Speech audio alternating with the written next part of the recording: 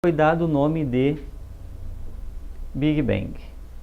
Big Bang, na verdade, ela representa um modelo que mais se adequa à origem do universo. O que é o universo? Tudo à nossa volta.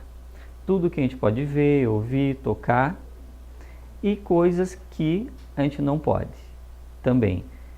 Por quê? Porque tem algumas coisas que foram formadas durante esse momento dessa explosão do espaço que os nossos olhos, os nossos ouvidos, de forma geral, nossos sentidos todos, eles foram se formando no decorrer da evolução, mas permitindo que a gente pudesse ver, ouvir através de pequenas frequências.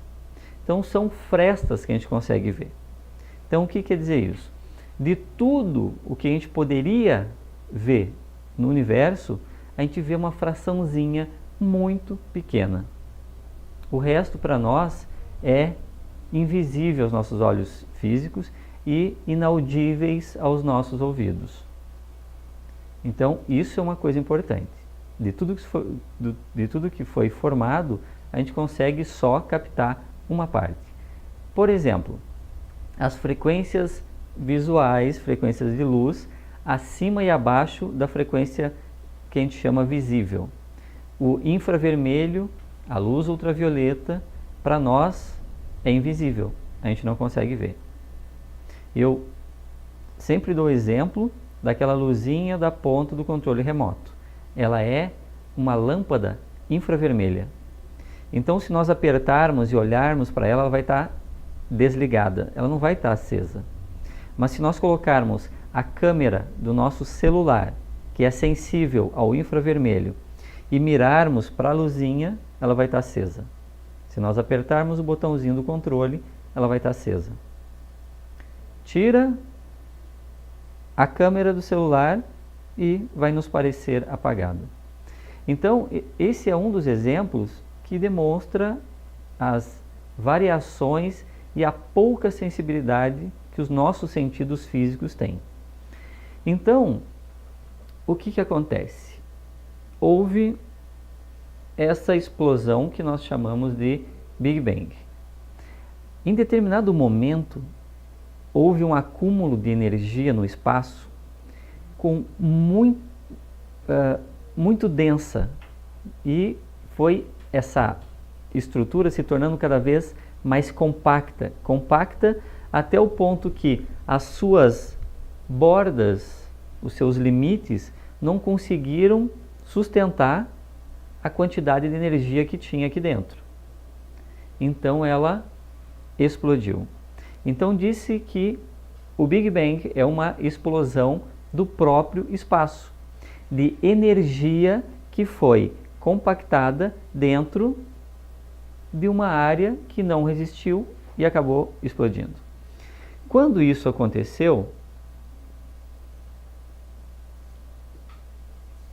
a energia partiu disso aqui que nós chamaremos de fonte. Fonte primária. Por quê? Porque na verdade foi a fonte de tudo. A partir daqui formou-se o universo. Antes não existia o nosso universo físico. A hora que aconteceu essa imensa explosão, essa energia partiu daqui. Por isso que nós chamamos de fonte primária de energia ou de tudo. Então, a energia, quando saiu nesse direcionamento, ela foi perdendo a sua velocidade. Ela saiu com uma grande velocidade e com uma grande temperatura. Para ter uma ideia, milhões de graus Celsius.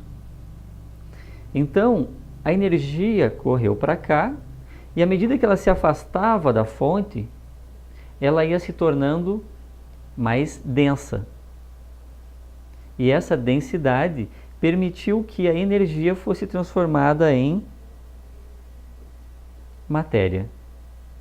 Ou seja, aqui nós entramos já dentro de uma determinação que foi a lei da energia é igual a massa vezes velocidade da luz ao quadrado. Então, à medida que ela ia se afastando da fonte, começou-se a criar matéria. E, a partir de determinado momento, formou-se então 3 planos materiais. Por quê? Porque são planos que nós vamos dar o nome aqui de astral, etérico e físico. O que muda nesses 3 planos? A energia que formou esse plano aqui, que nós chamamos de astral, ela tinha um tipo de matéria. Os elementos que formavam eram mais sutis. Sutis quer dizer o quê? Que a matéria vibrava de forma mais rápida. Então, os elementos que formavam eram menos densos. Depois formou-se o plano etérico e aqui então nosso plano físico. Dentro do nosso plano físico, nós temos então o nosso universo físico. Como que funciona? Energia corre nesse sentido e começa a se unir em elementos. Nós sabemos que os elementos que hoje compõem, por exemplo, a tabela periódica, hélio, hidrogênio, oxigênio, carbono, esses elementos, eles são átomos, têm um peso atômico. Então, quando foi dado esse nome de átomo, quer dizer que acreditava-se que era a menor porção da matéria, porque átomo quer dizer não divisível. Hoje nós sabemos que não é assim, que nós temos outros elementos que formaram o átomo. Por exemplo, os prótons, neutrinos. E o que aconteceu? Esses elementos, à medida que estavam indo nessa direção, que perdiam velocidade, começavam a ser formados. Então demorou cerca de 300.000 anos para que fosse formado o primeiro átomo, a partir do momento da explosão chamada Big Bang. Explodiu e ele foi se afastando, as estruturas foram se aproximando até formarem elementos como os quarks, que formaram os núcleos dos átomos e depois formaram os átomos. O primeiro átomo que foi formado, por ser o mais simples, foi o hidrogênio. E depois hidrogênio mais hidrogênio, que acabou formando o hélio.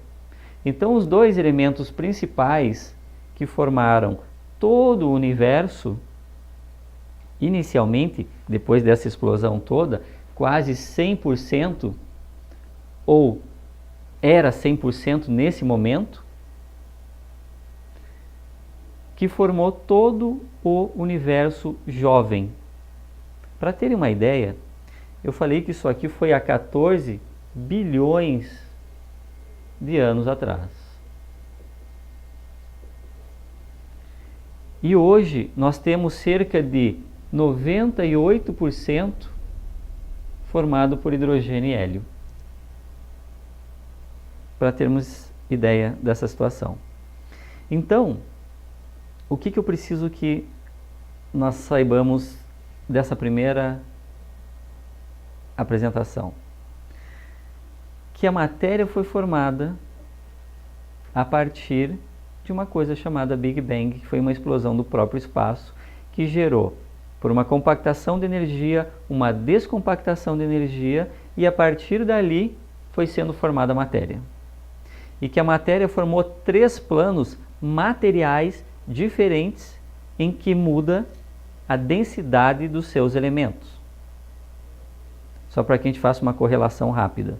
Quando a gente perde o corpo físico e o nosso duplo etérico, por exemplo, o que acontece? A gente sai em corpo astral. E nós vamos para onde? Para o plano astral. E por que nós ficamos invisíveis aos olhos humanos? Porque a matéria está vibrando de uma frequência diferente. Da mesma forma em que foi formado o plano físico, e nós vivemos no plano físico, tivemos uma evolução de estruturas dentro do plano físico, nos outros planos também foi formado estruturas, organismos que evoluíram dentro dele. Exemplo rápido, quando André Luiz faz referência a animais parecidos com mulas ou com ibis voadores, ele não fala que aqui no plano astral existem mulas desencarnadas. Ele poderia ter dito isso, mas ele não disse. Ele diz animais que parecem mulas. Por quê? Porque são animais parecidos com, mas não são. Que foi a referência que se tem dentro da evolução do plano físico, mas que no plano astral é um outro plano de evolução em que existem seres evoluindo dentro dele. Tudo bem? Então vamos lá. Nós paramos na formação do primeiro elemento atômico, que é o que nós podemos, de certa forma, comprovar a sua existência. Mas antes dele, e bem aqui, nós vamos só fazer uma citação. Tem um cara chamado Brian Greene que defende a teoria das cordas e fala que na profundidade da matéria tudo é formado por cordas vibratórias. Tudo isso aqui são teorias científicas, não tem nada de que se acrescente, ou seja, está dentro de tudo que se estuda, dentro de todas as áreas da ciência. Então, existem cordas vibratórias. É uma teoria ainda, mas é o modelo mais atual que satisfaz as necessidades de formação de matéria.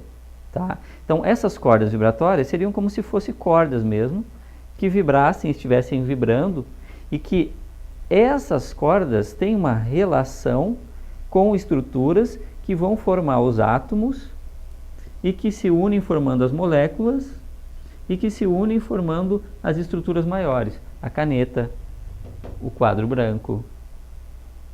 Entenderam? Então, a essência, cordas vibratórias. Antes dela, energia. Antes dela, Big Bang.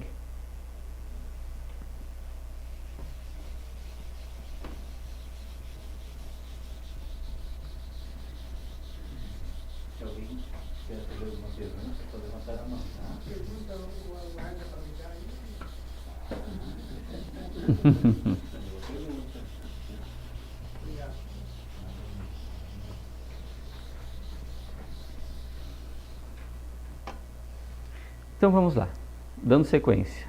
O primeiro elemento, hidrogênio e hélio. Como eu falei, o universo jovem, 100% dos elementos eram formados por esses dois elementos. Então,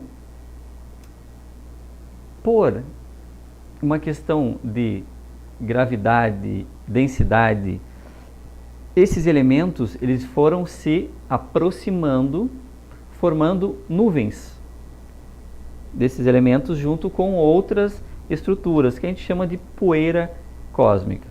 Então, à medida que eles iam se aproximando e formando partes diferenciadas, essas estruturas foram formando as galáxias. E junto com as galáxias, as suas estrelas, que no nosso caso, é o Sol. e junto ainda os planetas.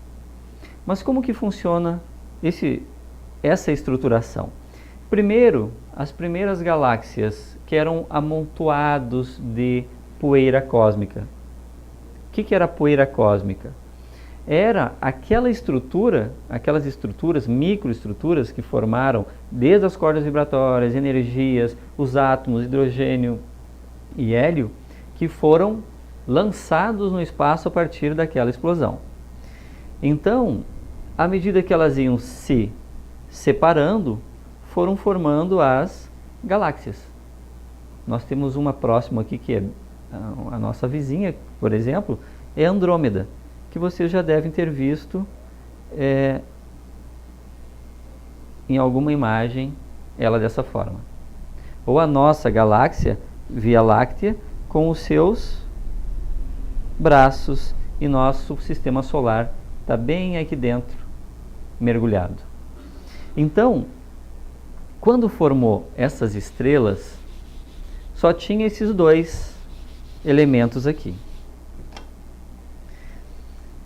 Por que o nosso Sol, ele é quente, ele aquece, ele emite luz?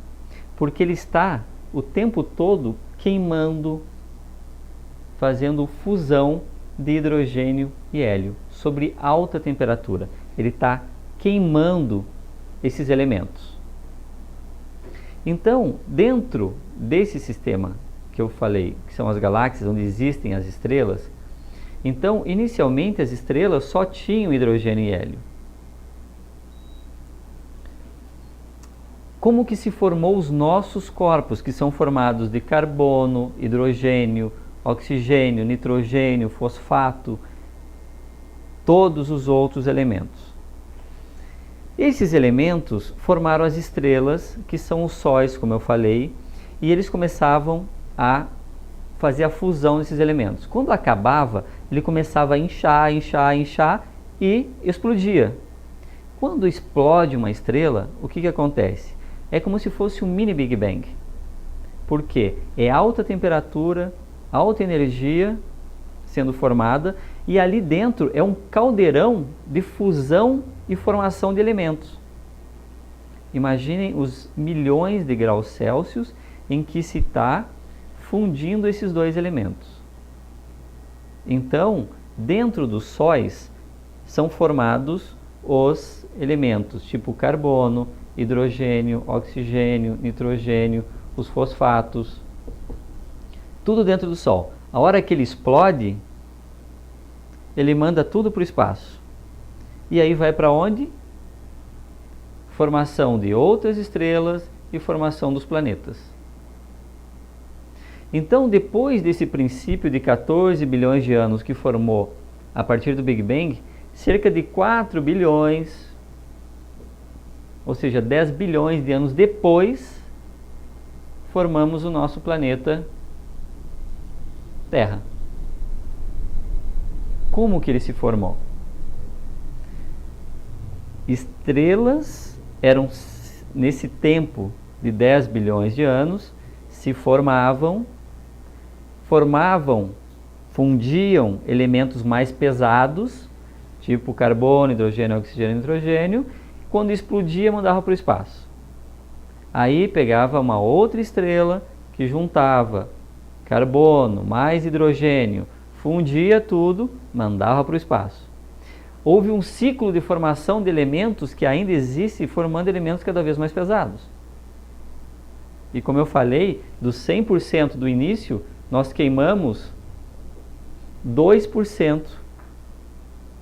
E nós temos já todos os elementos da tabela periódica. Lembram da tabela periódica? Os elementos da tabela? Pois é. Então o que acontece? Todos os elementos sendo formados a partir disso. Aí nós entramos numa outra situação. Mais uma vez, gravidade se unindo com essa poeira cósmica, que são todos os elementos, e formou-se então o nosso planeta Terra. que inicialmente não era assim, né?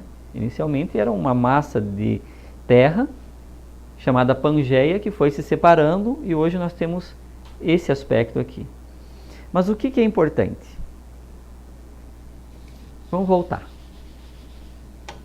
Vamos voltar naquele tempo de Pangeia. Uma massa de terra única envolvida por água. O que era essa água? O mar. A água formada por hidrogênio e oxigênio. Os elementos que já tinham sido formados bilhões de anos atrás. Então, isso aqui, essa água do mar, naquele calor, formou um verdadeiro sopão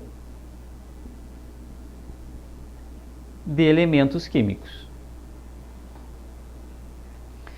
Esses elementos são átomos, agora.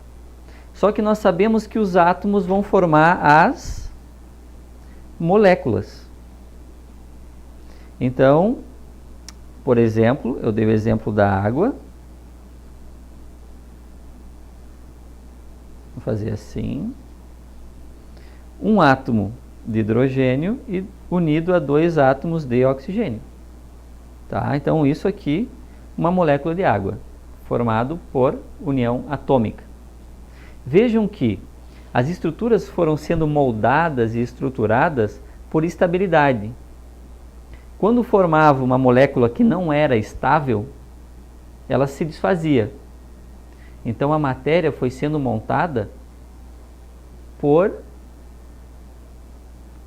porque, de certa forma, aquela combinação permitia que ela fosse sendo formada. Algumas coisas não são formadas porque as forças do planeta não permitem. Por exemplo, um elefante com asa. A gente não vai ver um elefante com asas, porque a asa para levantar um elefante teria que ter centenas de metros. Então, não teria como suspender se fosse uma asinha pequena. Então, mesmo que nascesse uma asinha no elefante, a seleção natural ia podar isso. Da mesma forma, toda a matéria, todos os organismos foram sendo estruturados por uma harmonia. Combinou, fica. É estável, fica. Se é instável, vai se desfazer. Certo? Então formaram-se as moléculas. Tudo bem até aqui? Dúvidas? Alguém quer perguntar alguma coisa? Entrou em choque com alguma informação que já tinha aprendido nas aulas de química, física, biologia, astronomia? Então vamos lá.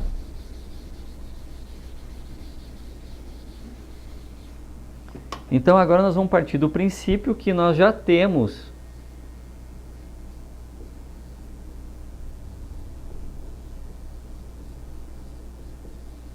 elementos químicos suficientes.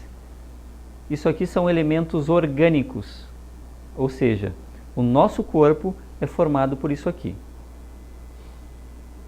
Ou seja, nós somos formados por poeira cósmica. Tá? A nossa estrutura física foi toda estruturada, toda moldada por poeira cósmica.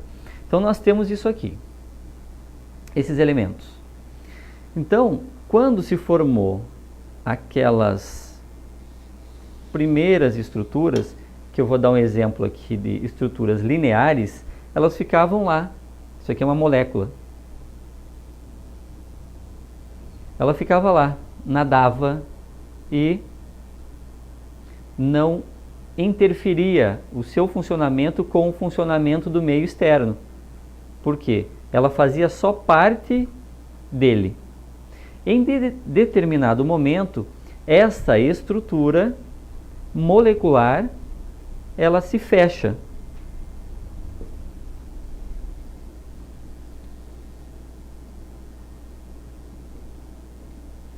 E aí começa a parte interessante. É a partir daqui que nós vamos entender a definição de vida. O que é a vida e quando surgiu. Essa estrutura se fecha. Quando ela se fecha, existem elementos aqui que possuem carga. Carga elétrica, por causa dos seus elétrons. Então, a hora que ela se une e fecha, se nós tivermos aqui sódio, potássio, os cloretos dentro, nós temos uma carga elétrica, que é diferente da carga elétrica do meio externo, por exemplo. Então, vejam que isso aqui é uma estrutura que possui uma membrana que limita o meio externo do seu meio interno.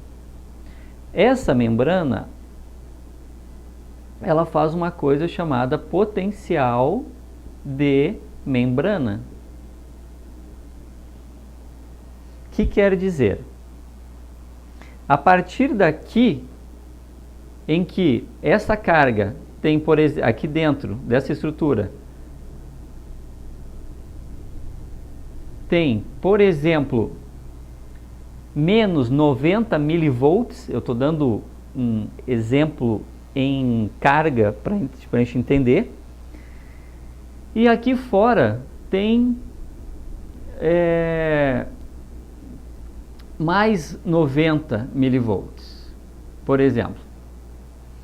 Então, quando acontece alguma coisa, um toque, ou qualquer coisa que estimule essa membrana, parte desses eletrólitos saem. E se eles saírem, por exemplo, digamos que saia potássio aqui, que tem carga positiva, e sódio, que tem carga positiva. Então, ele vai ficar mais negativo. Isso é uma diferença de potencial. Esse é um potencial de membrana que vai gerar uma diferença de potencial elétrico. Hoje, no nosso corpo, todo o nosso corpo é elétrico. Onde nós dissermos que existe vida, existe eletricidade. Não existe eletricidade sem vida. E a vida é essa diferença de eletricidade gerada aqui. Então foi aqui que surgiu a vida. Onde houve a diferença de potencial de membrana ou diferença de potencial elétrico, que é o fluxo de elétrons. Então, não existe nenhuma célula do nosso corpo que não seja conduzida por eletricidade. Quando a gente fala que alguém morreu, ou seja, o seu corpo físico morreu, a sua estrutura física morreu, nós queremos dizer que naquele corpo não existe mais eletricidade. Certo? Então, a primeira célula que foi formada, ou melhor, antes de célula, porque o conceito de célula é que tem organela. Então, antes ainda dela, nós temos estruturas mais simples ainda, que alguns cientistas disseram que são os coacervados. Mais ou menos como se fossem gotículas de gordura que possuem uma diferença de eletricidade do meio interno com o meio externo. Entenderam o conceito de vida e quando que surgiu? Ficou clara essa situação?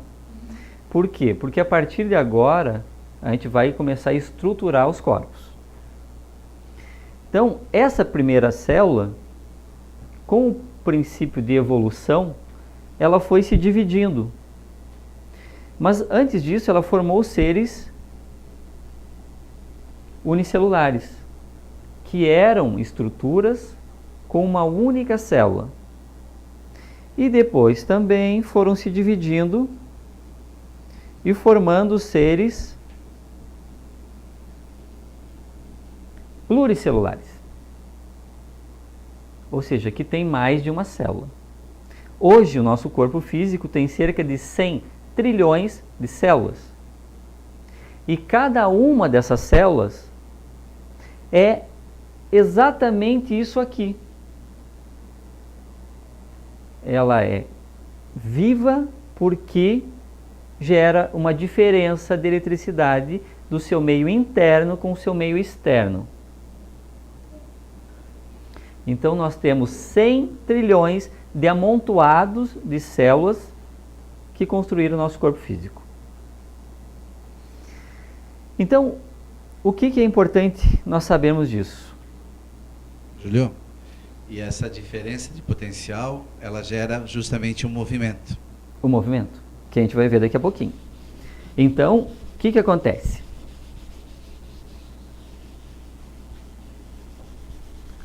Luciano, o pessoal deve estar pensando, eu vim para cá, para o ICEF, Instituto de Cultura Espírita, e o cara está falando de química, biologia, física, astronomia, e cadê o espírito nessa história?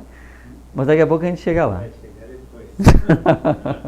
Primeiro, é importante que a gente entenda essa filosofia.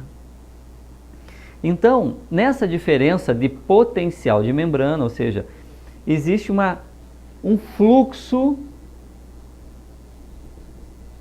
de elétrons, ou seja, um fluxo de energia elétrica. Então,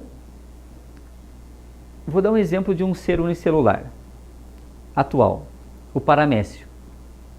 O paramécio é um protozoário visível no microscópio, mas ele tem características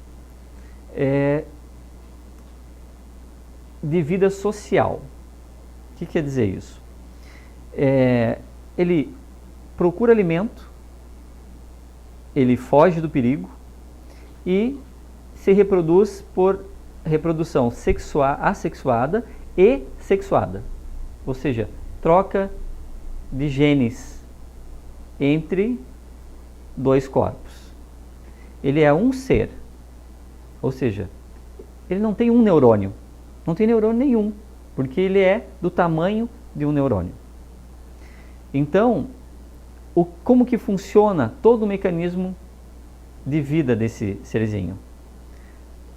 Eletricidade. Tudo para ele é eletricidade.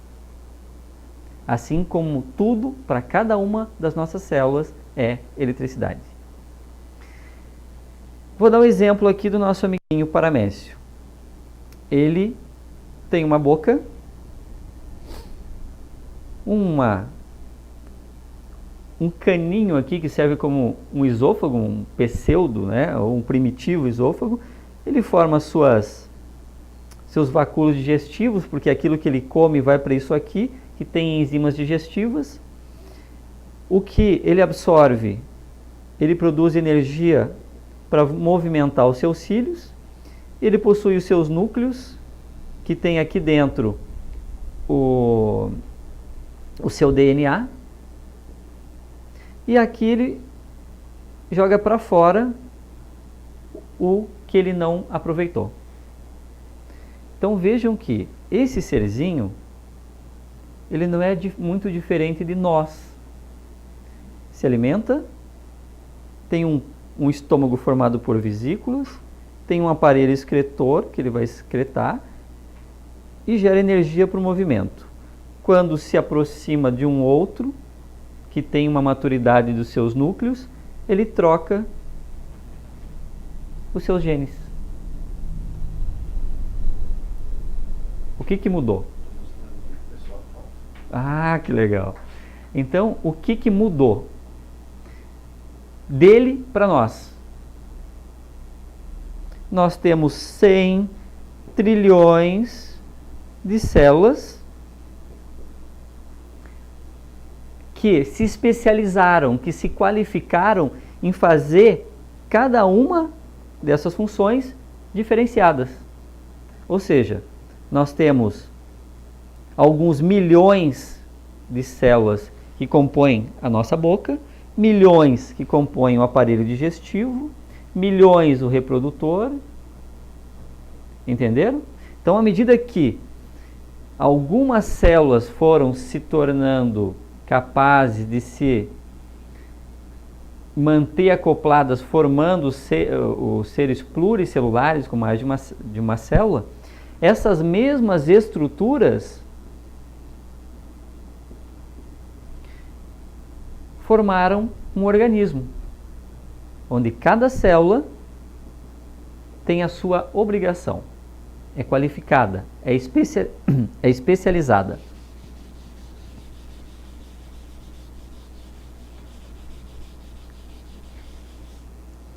Então, à medida que ela se qualificava, o que acontece? Eu falei que o nosso amiguinho Paramécio, eu apaguei ele, mas ainda vamos fazer de novo.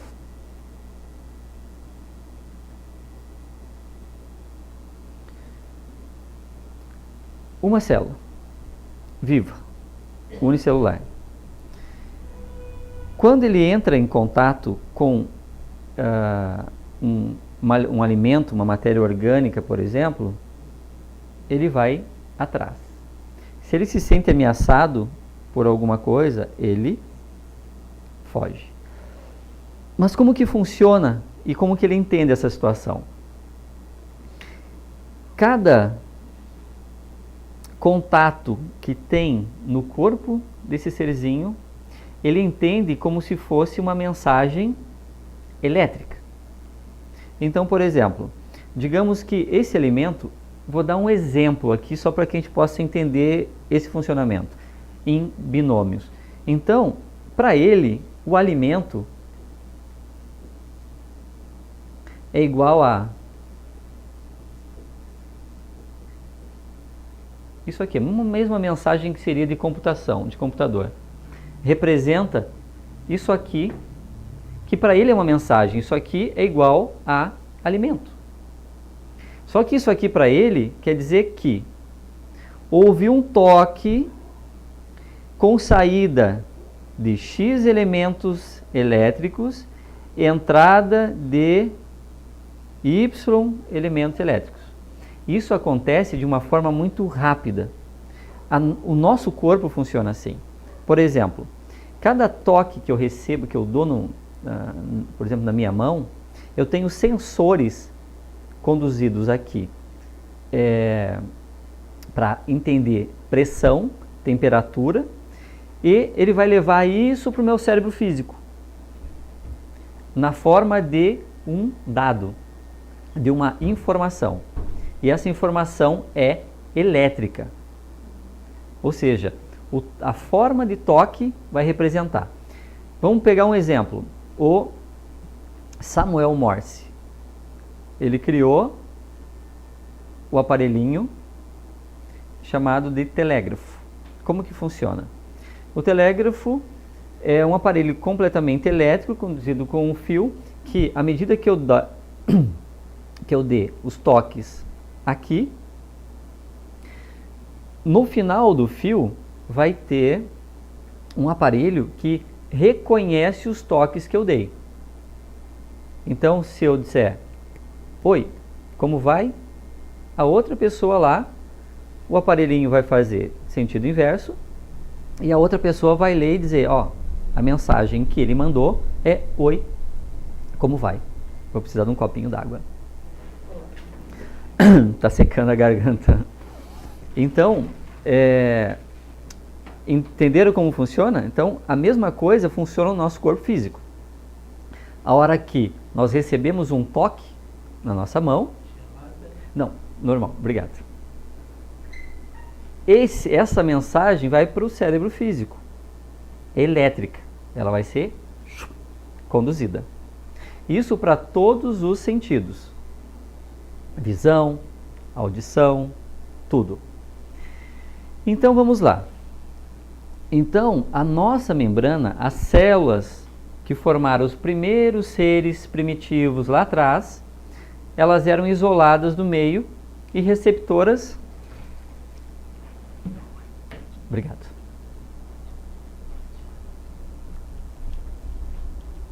E receptoras de sinais elétricos. Então, como telégrafo. Só que o que acontecia aqui?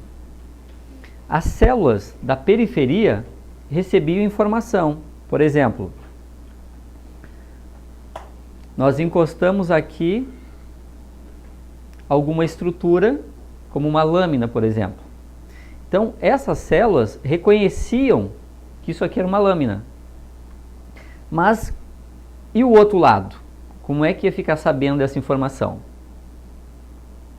Quando a estrutura era pequena, passava célula a célula até informar o outro lado. Mas à medida que foi ganhando milhares de células, já não dava para ser célula a célula. Porque a hora que chegasse lá, o estímulo daqui já era outro, já tinha até mudado. Aí sempre ia estar atrasado. Então, no processo evolutivo, formou-se uma estrutura capaz de transmitir, conduzir esse sinal elétrico em alta velocidade e em alta qualidade. Não é a fibra ótica, não, é o neurônio. Então, essas células da periferia começaram a se especializar em transmissão de informações para as outras células. E aqui começa então a formação do nosso sistema nervoso. Por que foi formado? Pela necessidade de transmissão de informações elétricas da periferia para as outras células. Era um sistema de comunicação. Mas esse serzinho é pequeno. Então, vamos dar o exemplo da minhoca. A minhoca, ela tem os seus anéis.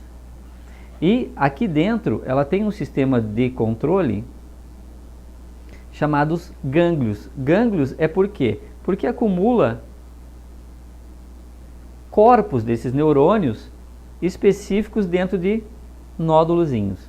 Então, se nós aproximarmos alguma coisa do corpo da minhoca dentro de um desses anéis, ele vai ativar o movimento aqui e depois vai passar para lá. Isso foi o que aconteceu lá nos seus primórdios. Então, começa aqui e ela manda para lá. Com o processo evolutivo, formou-se os gânglios, já em outros animais, claro, e eles foram migrando. Por exemplo, vou dar um exemplo aqui.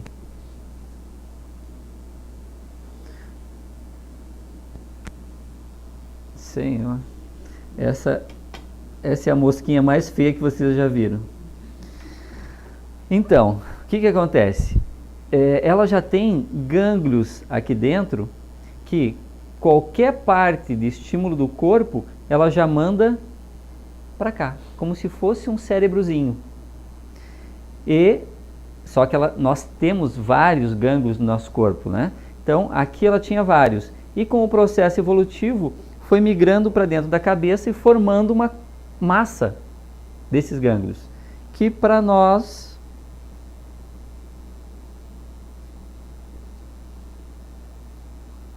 é o cérebro físico. Então, o que é o cérebro físico?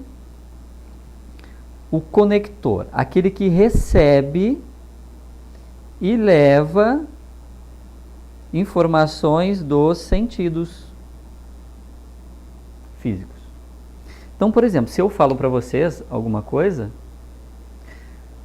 o barulho que eu produzo no ar, ele vai movimentar os condutos auditivos de vocês, membranas, vai mexer ossículos que tem lá dentro, que vão mexer uma aguinha que tem dentro do ouvido, dentro da cóclea, e que vai ativar células chamadas células ciliadas, que são neurôniozinhos dentro do conduto auditivo. E como que ele entende o que eu estou falando? Porque ele já ouviu uma primeira vez que água é água. Então, quando eu falo água, esse som no ouvido de vocês vai levar essa informação e vai ser reconhecido. Ele falou água. Por quê? Porque dentro dessa informação 000100100100100 quer dizer água.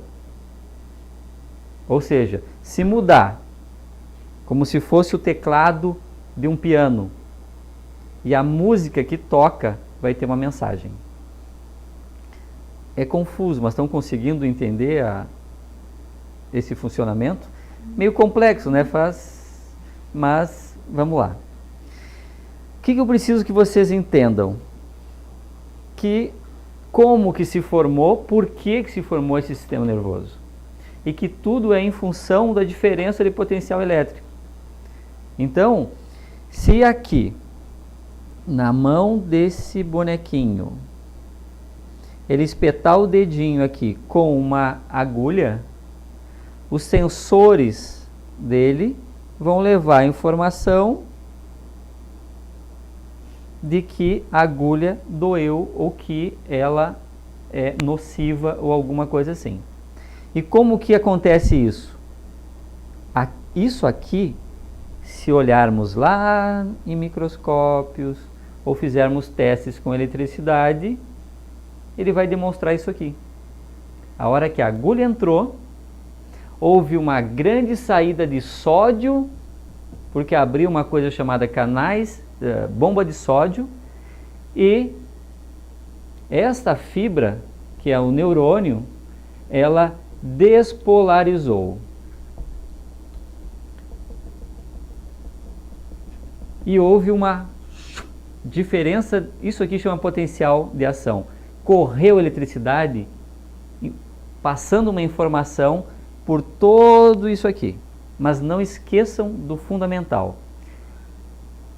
Gerou eletricidade por uma diferença de potencial elétrico, porque o meio interno da célula é diferente do externo. Desde como foi no princípio, como foi a primeira célula. Tudo bem? Um desequilíbrio? Podia ser um desequilíbrio, então? Não um desequilíbrio, mas um ajuste. Por quê? Porque qualquer toque, qualquer coisa que tire a célula do seu estado basal, que é de menos 90 milivolts, qualquer toque vai fazer com que entre sódio ou saia sódio, e essa diferença de elétrons para lá, de carga para lá e carga para cá, vai fazer com que corra dentro do neurônio essa informação. E esta informação que vai correr dentro do neurônio, ela tem uma mensagem. E essa mensagem é elétrica e, quando comparada uma com a outra, se compreende a informação. Telégrafo. Tudo bem?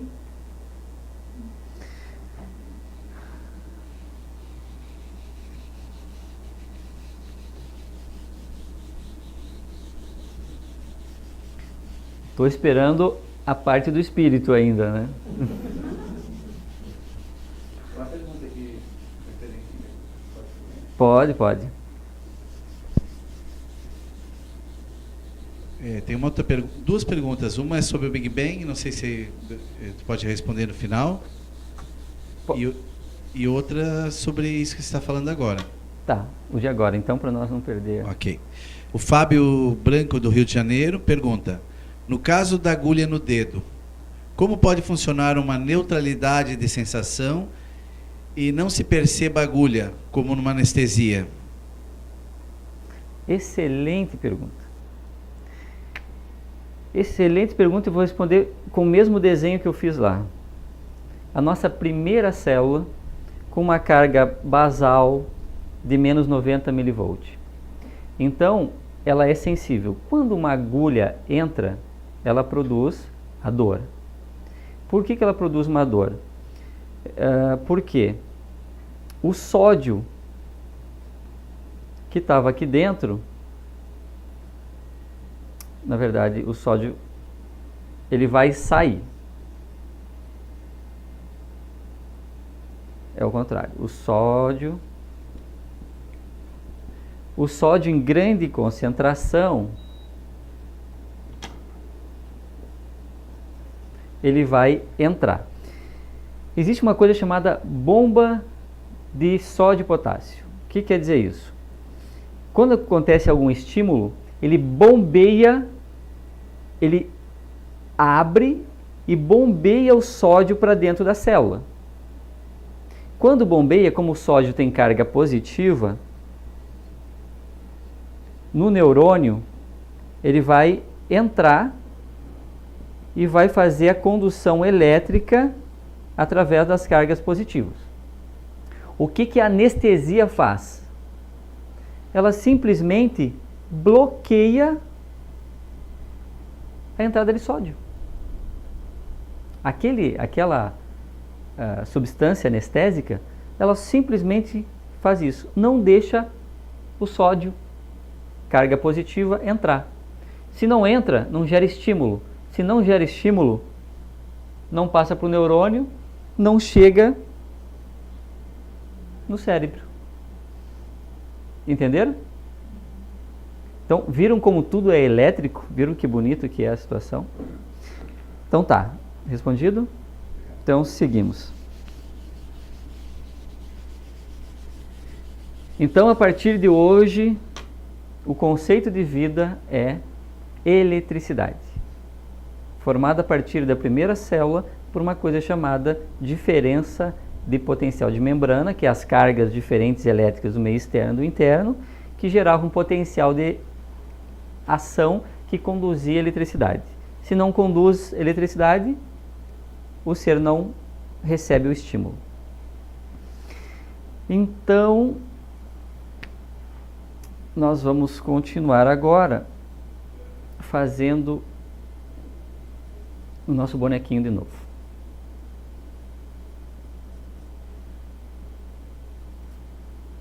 E aqui uma condução dos seus neurônios. Aqui eu estou falando de neurônios, tá? Só para ficar mais compreensível para nós, porque é mais fácil nós conhecermos a estrutura já de neurônios, que é mais batido, mais estudado, do que se a gente for falar de funcionamento de estruturas unicelulares. Mas funciona para todos. A única diferença é que os unicelulares têm uma célula e nós temos 100 trilhões das mesmas células. O funcionamento é exatamente igual. Da condução, da percepção elétrica, tá? Então, como que funciona isso aqui?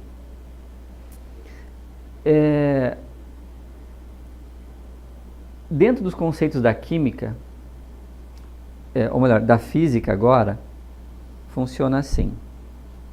Onde existe um fluxo elétrico, ocorre a formação de um campo magnético. Física. Então, se existe um fluxo de elétrons em um determinado sentido, aqui vai formar um campo magnético.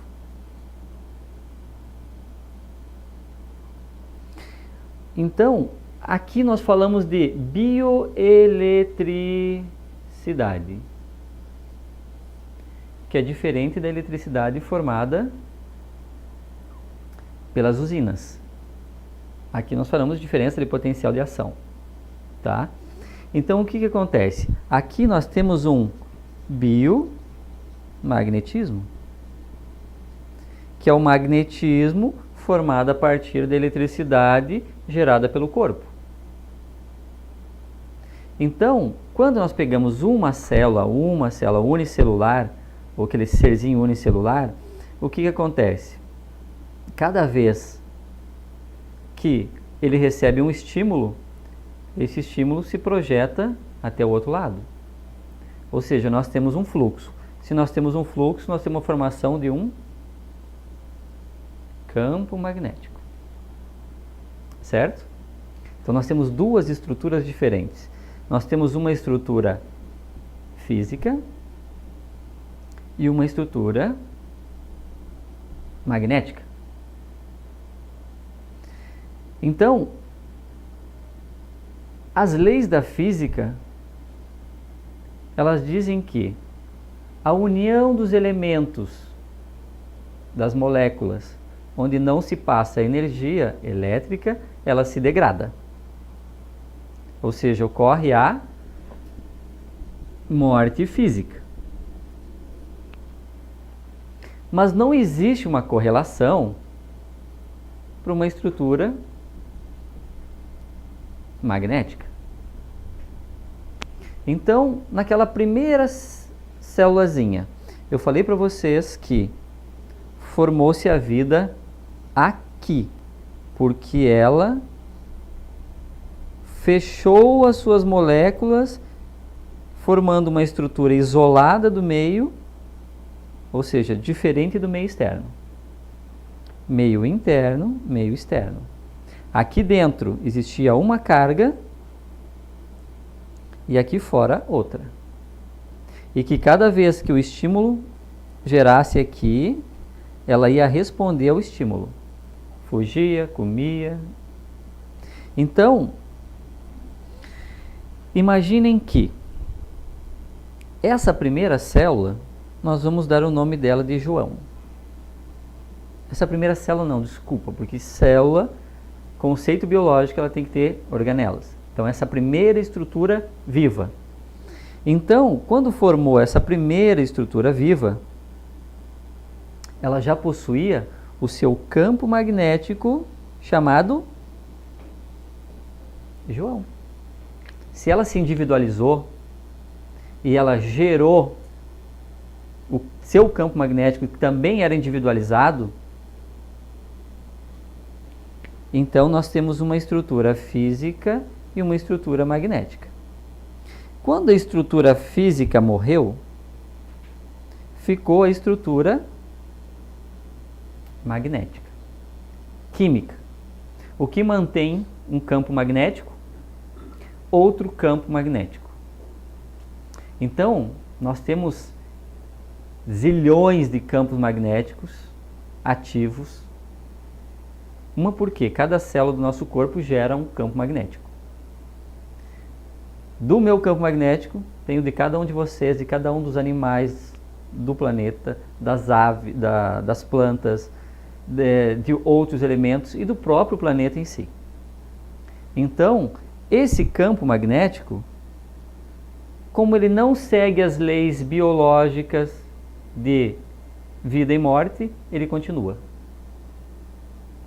Quando ele continua, na divisão celular, já naqueles primórdios, a célula se dividia em duas. Essa mantinha o seu campo magnético, mas essa não tinha um campo magnético. Então, João, que estava por aqui, ocupava o campo magnético de uma reprodução celular de outra estrutura.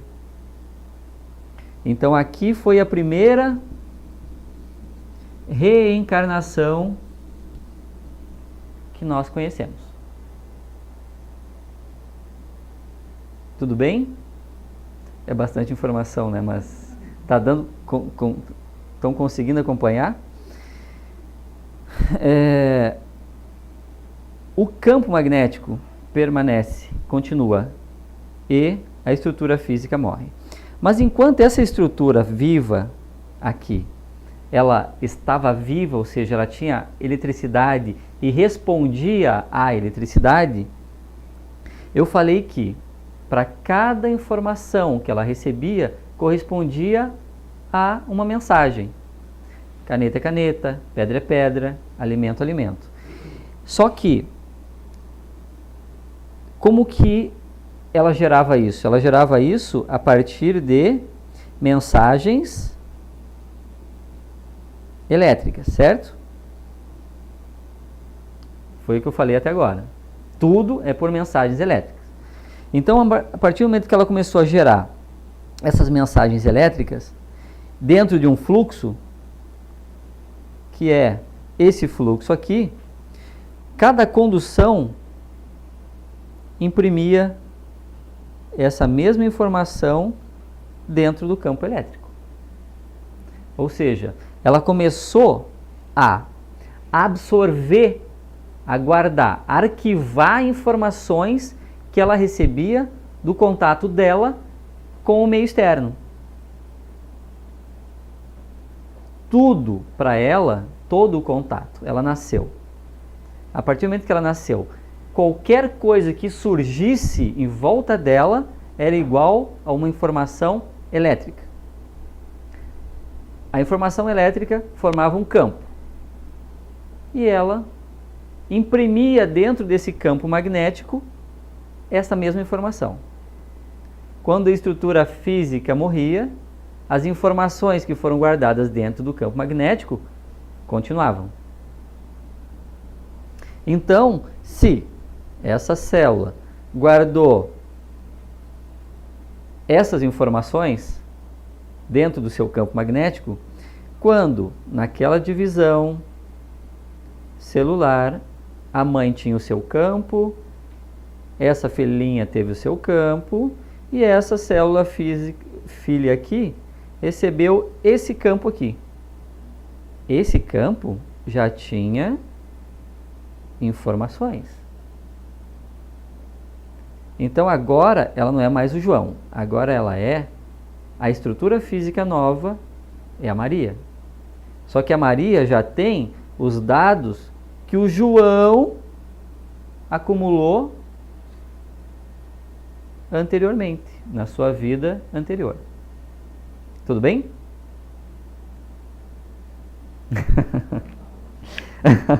Se tiverem alguma dúvida,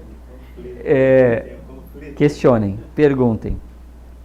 É lógico que está muito bem disposto aqui, que depois vocês podem ler em casa, porque vão entender tudo que está.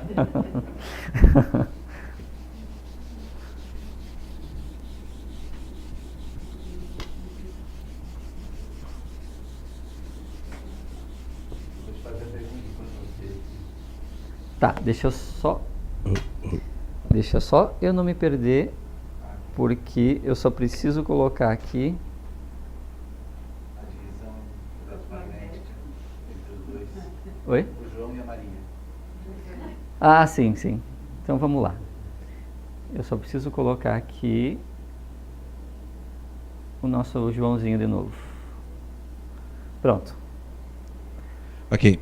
O Erivaldo de Niterói pergunta: a epilepsia seria um acúmulo de transmissão ou carga nos neurônios? Difícil de explicar. Por quê? Porque existem vários tipos de epilepsia. Então a única coisa que a gente pode dizer é que é um distúrbio elétrico que ocorre a nível cerebral e que estimula áreas do córtex. Então são impulsos elétricos que vão gerar diferentes tipos de reações. Tá? Esse é o que é importante. Para ter uma ideia, ele está citando um tipo de patologia, ou seja, uma doença gerada por um distúrbio de eletricidade. Assim como existiam outros, por exemplo, arritmia cardíaca. O nosso coração, ele faz ciclos de repolarização. Ele despolariza e repolariza, ou seja, o que acontece? Ele manda um estímulo e outro estímulo e outro estímulo, por isso que o coração fica batendo sem parar. Tá? Se ele mandar estímulos sem uma sincronia, a pessoa já tem uma arritmia. É uma patologia, né? Então, tá, mas eu acho que é só essa parte para compreender a filosofia. Então vamos lá. Então agora nós temos aqui o nosso João, que foi aquela célula que recolheu os primeiros dados, aquelas primeiras informações, e que agora a célula mãe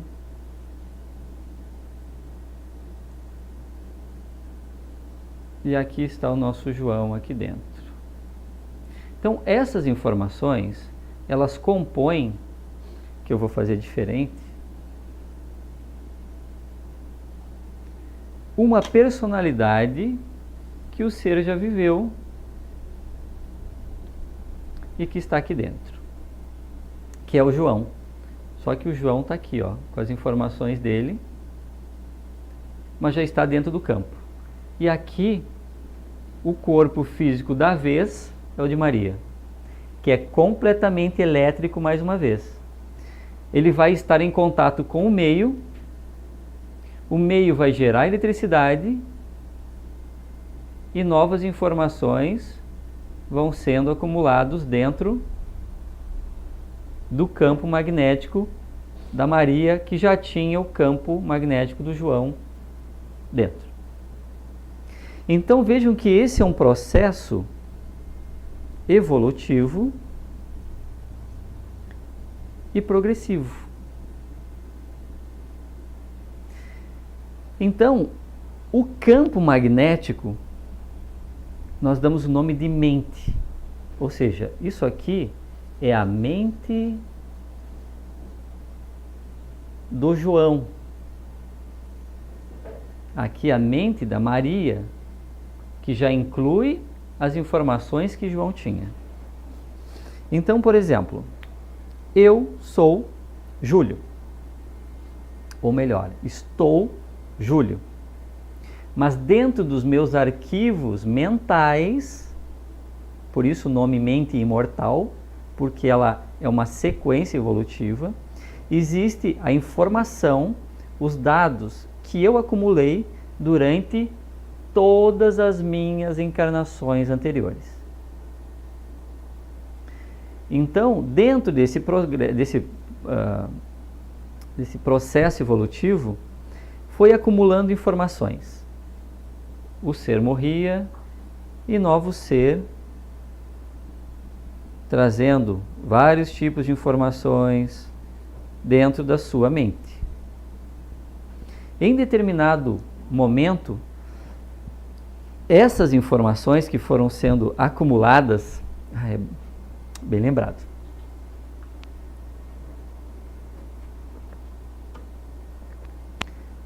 essas informações que foram sendo acumuladas geraram, só um segundinho, geraram primeiro os automatismos,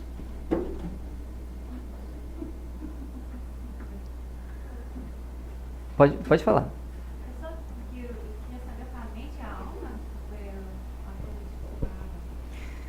Boa pergunta. Imagina aqui, a mente, eu ia explicar daqui a pouquinho, mas vamos adiantando. A mente é o cerne de tudo. É nela que está toda a informação que o ser já acumulou.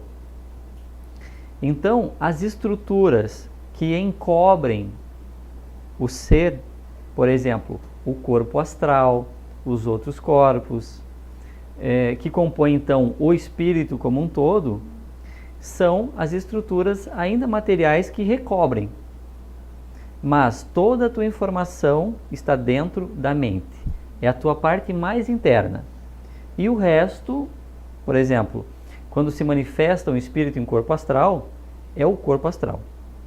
Tá? Dentro do corpo astral, ele vai perder um dia o corpo astral.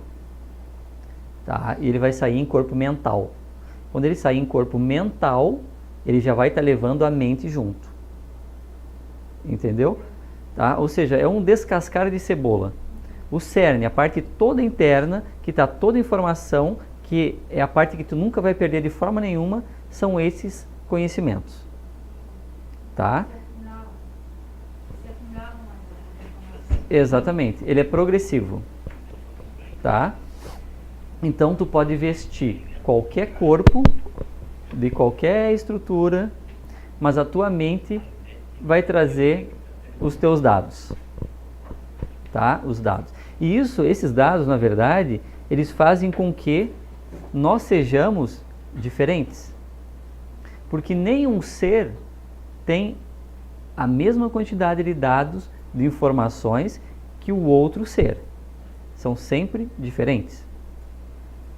Então, à medida que foi se acumulando essas informações dentro da mente, o ser começou a desenvolver os automatismos. Os automatismos são aqueles comandos que fazem a autopreservação do ser e a preservação da espécie. Ou seja, quando a gente fala o nosso estômago, por exemplo, ele está sempre produzindo ácido gástrico. Quando a gente faz uma alimentação, logo em seguida, a gente não precisa dar o comando de aumentar o ácido gástrico do estômago.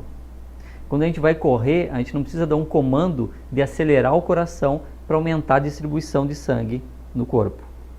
Isso é automatismo. E de onde veio o automatismo? Das informações que foram sendo coletadas naquele momento, lá atrás. À medida que foi acumulando um pouco mais de informação, formou-se então os instintos. Os instintos, sim, eu falei errado antes, antecipei. Eles formam a autopreservação e a preservação da espécie. Ou seja, são informações que são mais desenvolvidas. São informações que têm uma qualificação que coloca o ser como um ser mais consciente. Ele reage de forma diferenciada e não mais só automática, como era quando ele tinha X de informação. Agora ele possui Y e já possui os instintos. Tá? Os instintos, a grande maioria dos animais possuem exclusivamente o instinto. Ou seja, a base de dados mentais deles são bases de dados que fazem com que eles reajam às situações. Estão com fome, eles procuram comida. Estão com sede, eles procuram água. Chegou um determinado momento em que há uma descarga hormonal nos seus corpos, eles vão procurar uma parceira ou um parceiro para reprodução.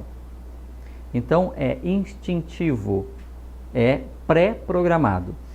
E à medida que continua um pouco mais, aumentando o número de informações que eu vou pôr aqui para ficar melhor. Uma quantidade X desenvolve automatismos, Y os instintos, mas não vai se perdendo os anteriores, é cumulativo. E depois uma coisa chamada autoconsciência. O que é a autoconsciência? Chega um determinado momento que tem tanta informação dentro da mente que o ser começa a perceber, como disse Descartes, penso, logo existo. Ou seja, ele começa a perceber que existe um mundo à volta e que ele é individualizado. Ou seja, isso é a autoconsciência. A autoconsciência, existem testes para demonstrar. O que eu sempre falo aqui, já falei várias vezes, mas um clássico é, por exemplo, pega tinta e passa no chimpanzé, por exemplo, no corpo dele e coloca ele na frente do espelho. Então, se ele levar a mão no espelho, é porque ele não reconheceu aquela imagem como sendo reflexo da imagem do corpo dele. Ou seja, ele não tem autoconsciência. Ele acha que aquele ser é o outro da espécie. Se ele levar a mão na mancha de tinta, é porque ele reconhece, ele sabe, eu sou eu e aquele é o meu reflexo. Isso é um teste de autoconsciência. E as crianças, na verdade, elas só desenvolvem essa autoconsciência depois de cerca de 1 ano e meio de idade. Antes disso, elas levam a mão no espelho. Então a autoconsciência, ela também vai sendo desenvolvida em cada encarnação com o passar da idade. Eu estou acelerando um pouquinho, falando um pouquinho mais rápido por causa do tempo, para a gente chegar aqui não perder nada. Deixa eu só perguntar, Luciano, paro e respondo ou dou sequência? Como você quiser, tem duas respostas, duas perguntas. Vou fazer assim então, eu vou concluir aqui e depois nós respondemos. Então, a autoconsciência é justamente o momento em que a quantidade de dados foi suficiente para trazer essa informação. Existem animais que são autoconscientes. Então, em um simpósio que teve em 2012 em Cambridge, teve vários cientistas famosos e eles assinaram um decreto, eles confirmando e afirmando que vários animais, inclusive invertebrados como o polvo, mas aves e mamíferos em geral, eles possuem autoconsciência, desenvolvem autoconsciência em algum momento da vida deles, tá? Ou seja, eles também têm na sua raiz evolutiva dados suficientes para que faça que tenha essa percepção, tá? E dentro desse processo evolutivo, nós temos um outro, que é a razão. A razão que estamos entrando nela, ou gatinhando ainda nela, é aquela percepção de que nós não somos a estrutura física que a gente vê o reflexo no nosso espelho, mas que existe algo por trás disso.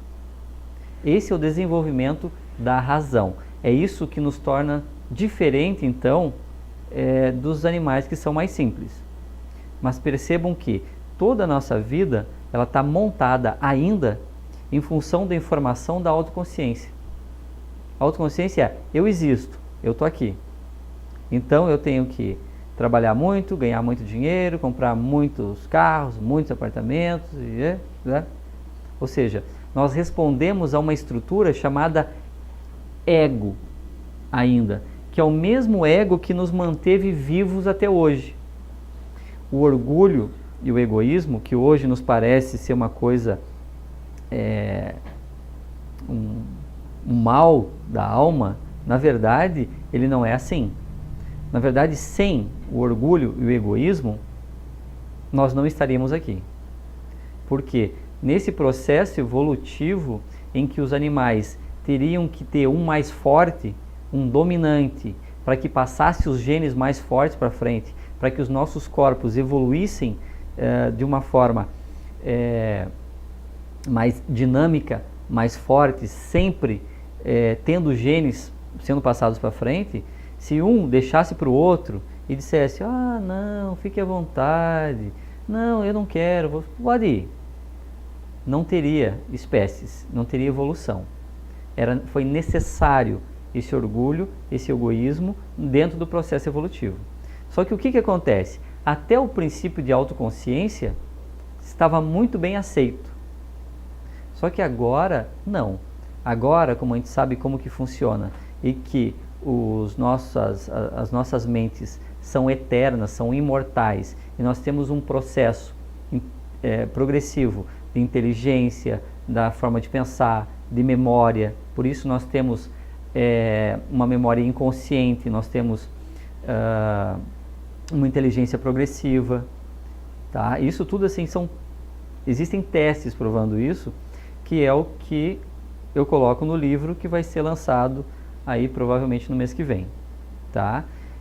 E essa é a intenção de mostrar para vocês esse funcionamento, para que quem queira depois ler o livro possa entender mais ou menos qual que é a filosofia que é passada, tá? Então, a razão, e nós estamos realmente iniciando essa nova fase de percepção, tá? Que surgiu com a abstração, com a percepção que existe um algo mais que até então não era possível. Por que hoje é possível e 100 anos atrás não era? Por quê? Nós não tínhamos uma coisa chamada internet, que era uma coisa sem fio, não tinha nem telefone, né? Mas imaginem que eu posso falar com um aparelhinho completamente sem fio com alguém que está no outro lado do mundo. Isso é abstração. A gente consegue fazer mapas holográficos. Então, a gente partiu de um princípio de que aquilo que era pau e pedra há 50, 100 anos atrás, agora não é mais assim. Então, existem testes de inteligência mostrando que os testes de hoje, eles são bem mais... as respostas são bem mais elaboradas do que eram há um tempo atrás. Por quê? Porque a nossa percepção está aumentando. E quando nascermos de novo, porque vai acontecer, teremos os dados de hoje dentro de um consciente novo. Porque em cada nova encarnação, nós acumulamos a informação dentro de um departamento inconsciente, sendo controlado por um consciente. E o consciente é quem está aqui hoje, ou seja, o departamento consciente é do Júlio. Fala idioma português, tem uma profissão, mora em tal lugar, tem uma família tal. Ou seja, isso me caracteriza o meu consciente. Quando eu desencarnar, esse consciente vai lá para dentro, com seus medos, angústias, alegrias, né? Se ficar alguma coisa, vai ser tratada em algum lugar do futuro, através do meu inconsciente, que a gente pode ver na semana que vem. Aí o nosso tempo do programa acabou. O Fábio do Rio Branco conclui, faz uma conclusão. Então, do átomo ao arcanjo, não seria tão correto? Digo, a evolução espiritual? Não, é exatamente isso. Questão 524. Tá? Então, exatamente do átomo, por quê? Porque foi a estruturação que gerou a vida. E ao arcanjo, por quê? Porque é um processo evolutivo de crescimento mental e desenvolvimento intelecto-moral. De corpos mais sutis, né? De corpos mais sutis. O Fred, eu não lembro de onde você é, Fred. Ele conclui também, então, o espírito nasce a partir da matéria, através do acúmulo de informação? Exatamente. Aqui entra duas situações. Por quê? Porque nós, grande parte de nós, fomos formados até em outros orbes e migramos para cá. Tudo isso que eu falei foi o desenvolvimento de mentes, de espíritos dentro do processo, dentro da evolução do planeta Terra. Mas existe uma coisa chamada transmigração, ou seja, que ocorre de tempos em tempos entre orbes diferentes.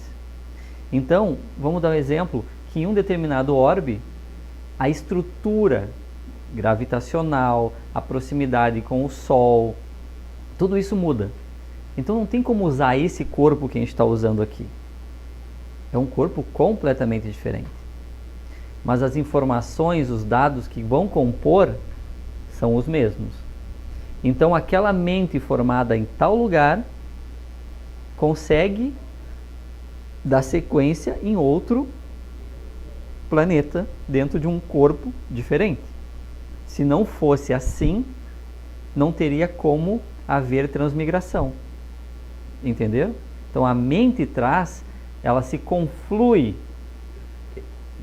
em um processo evolutivo do universo como um todo.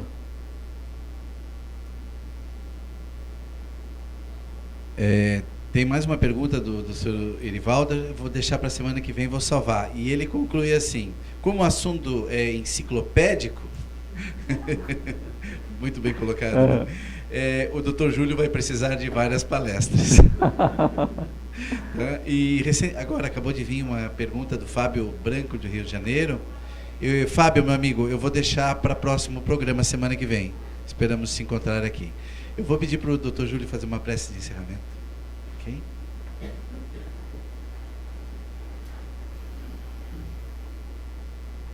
Agradecemos então aos nossos guias, nossos mentores, que se fizeram presente, nos orientaram, nos guiaram e nos instruíram durante esse tempo relativamente curto que estivemos aqui. Esperemos que a gente consiga armazenar mais e mais informações que sejam úteis para o progresso das nossas mentes, para a maturação do nosso processo evolutivo.